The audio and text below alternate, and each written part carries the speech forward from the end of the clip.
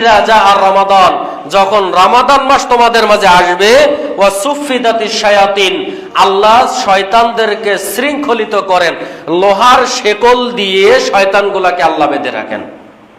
বুঝতে পারেন নাই? শয়তানকে কেন বাঁধে? যাতে করে মানুষের মধ্যে ওয়াসওয়াসা না দিতে পারে। আরে বেটা, এখন তো বাজে 2টা, এখনো বহুত বাকি, আর এক গ্লাস পানি খা, তোর কেডাই কইছে রোজা রাখতে। এরকম শয়তান আছে না নাই?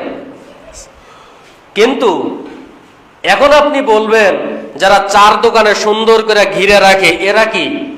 এরা মানুষ? এরা মানুষ? আল্লাহর কথা, আল্লাহ বলছেন উলাইকা কাল আনআম, এরাই হচ্ছে চতুষ্পদ, 4 পায়ে জানোয়ার, বালহুম আদল, কুকুর শুয়োরের চাইতে খারাপ মানুষ। কার কথা? কে বলছেন?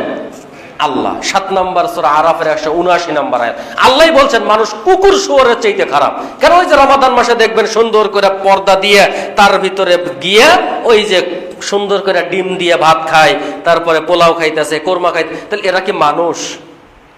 আল্লাহ রাসূল বলছেন ওয়াসুফিদাতিশ শায়াতিন, আমি শয়তানকে শৃঙ্খলিত করলাম। তাহলে এই শয়তান কারা?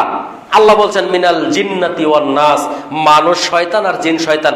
জিন শয়তানকে আল্লাহ বেঁধে রাখে, লোহার শেকলে বাঁধে, কিন্তু মানুষ শয়তানটা তো আল্লাহ ছেড়ে দিচ্ছে।